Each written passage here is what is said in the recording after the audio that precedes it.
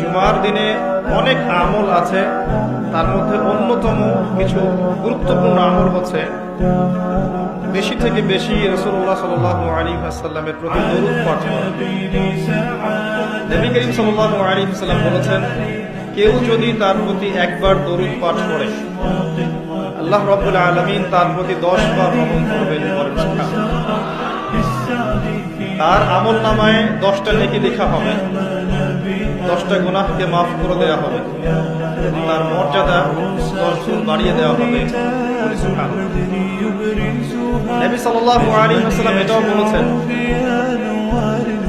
যে জুমার দিনে বেশি বেশি দরুদ পড়তে, কারণ জুমার দিনে স্পেশালি দরুদগুলো নবী সাল্লাল্লাহু আলাইহি ওয়াসাল্লামের কাছে পেশ করা হয় এবং আল্লাহ রাব্বুল আলামিনের কিছু স্পেশাল ফেরেশতা আছেন, মালায়েকা, যারা দরুদগুলোকে সংগ্রহ করেন, সালামগুলোকে সংগ্রহ করেন এবং নবী সাল্লাল্লাহু আলাইহি ওয়াসাল্লামের কবরে পৌঁছে দেন।